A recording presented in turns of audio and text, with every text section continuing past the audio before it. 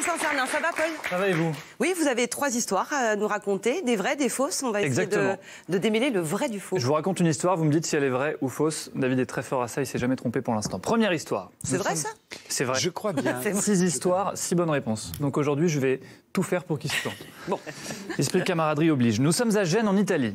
Il y a quelques semaines, une tragédie a secoué la ville. Effondrement du pont Morandi. Vous avez tous vu les images. Bilan 43 morts. Mais aujourd'hui est un jour de joie, puisque Renzo Piano, grand architecte, c'est lui qui a fait par exemple le centre Georges Pompidou à Paris. Renzo Piano convoque la presse du monde entier.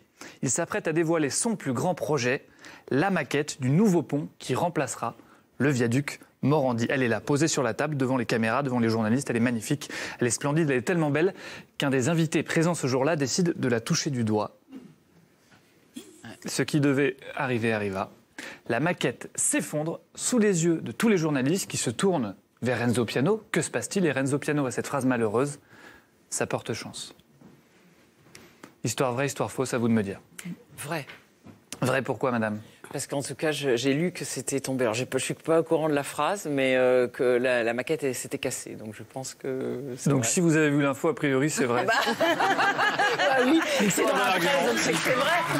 Moi, j'aurais dit faux. Encore une fois, je me Moi, j'aurais dit faux aussi. Vous avez dit faux? Ouais, moi, j'aurais dit faux. Ben, Je trouve que c'est trop tôt après l'accident pour proposer une maquette. Mais bon, après tout... Hein. Eh ben, c'est une histoire vraie. C'est une histoire vraie, madame a raison. C'est tellement gros qu'on se dit ça peut pas être vrai. Après la tragédie qu'on a vécue, c'était il y a quoi? Il y a 3 semaines. Oui, un mois. La maquette s'effondre devant les caméras. Eh ben, c'est une histoire vraie. C'est terrible. Malheureusement. C'est terrible, mais il paraît que ça porte chance, selon Renzo Ouais, Piano. alors là, c'était encore un mot malheureux. Deuxième histoire. Est-ce qu'on a le droit de dire que David s'est trompé? Oui, Ah oui, avec grand plaisir. J'assume. Deuxième histoire, nous sommes à Gorges, petite commune de 4000 habitants près de Nantes. Comme tous les soirs, Nathan, c'est un prénom que j'ai donné à ce petit garçon, rentre de l'école et se précipite sur son téléphone portable. Il joue à son jeu favori, franchit les niveaux avec une facilité déconcertante jusqu'à ce qu'il ressente une décharge dans sa main, assez violente, qui fait tomber le téléphone. Donc il est là un petit peu bouche bée, il se décide à ramasser le téléphone quand même.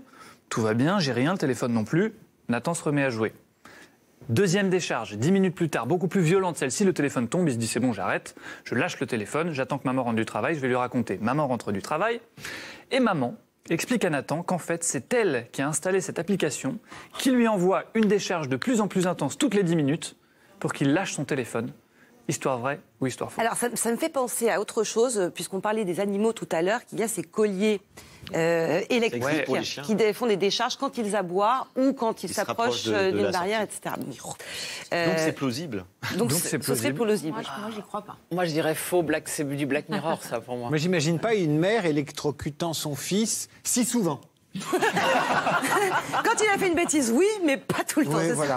ça. Donc toutes les demi-heures c'est plausible, mais toutes les 10 minutes c'est pas Je sais vrai. pas, je trouve ça un peu pas bien. En plus, il faut faire homologuer les applis. Et donc, les Américains sur des applications sont très sourcilleux. En tout cas, chez Apple, si c'est un Apple. Si c'est un Puis le gamin, il va prendre Frédéric la Lenoir. voiture et J'y là, crois pas. elle va prendre Frédéric cher. Lenoir, Non, je suis partagé.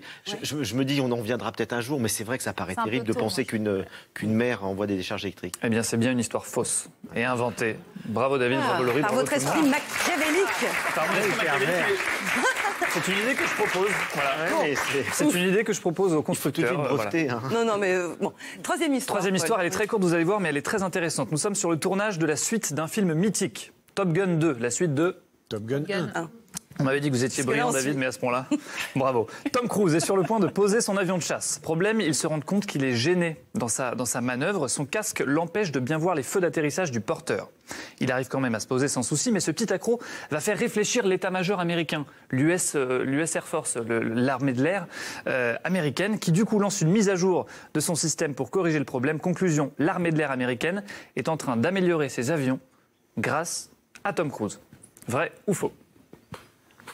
Alors, oula, alors là, je Pourquoi sens- pas Ah, je dirais bien Pourquoi vrai, pas moi aussi. Oui, vrai pour Ouais, vous, je sais Yolène, pas. vrai pour Laurie. Moi, je dis pourquoi pas. Frédéric Lenoir, Oui, vrai prenez aussi. position. Vrai, Oui, ouais. vrai aussi. Oui. Moi, je dirais que c'est vrai aussi. Tout le monde dit vrai. Eh bien, c'est une histoire fausse. Que vous avez inventé ou c'est une fake news? Deux mauvaises réponses de David, et c'est hyper intéressant que vous me posiez la question, Isabelle, parce qu'en fait, c'est une fake news, c'était une blague aux États-Unis, mais qui a été reprise sans vérification par le plus gros site de cinéma en France. Voilà, je vous laisse deviner de quel site il s'agit. Donc, qui a balancé l'info comme si c'était une vraie info. Donc, on a sous les yeux une vraie fake news. L'exemple d'une vraie fake news, voilà, qui a balancé un Mais site que français. serait une fausse fake news? Mais une fausse fake news, c'est une histoire que je vous invente. C'est Nathan et son téléphone. Ah, d'accord, ok. Oui. Là, c'est une Une fake histoire news. inventée, tout simplement, c'est plus de la D'accord. fake news. Parce Voilà. fausse fake news, ça pourrait être une vérité. Moins par moins égale plus. Moins par moins égale plus, exactement. Mais non. Non, mais on est dans l'info du vrai du faux. Bon, là. pardon.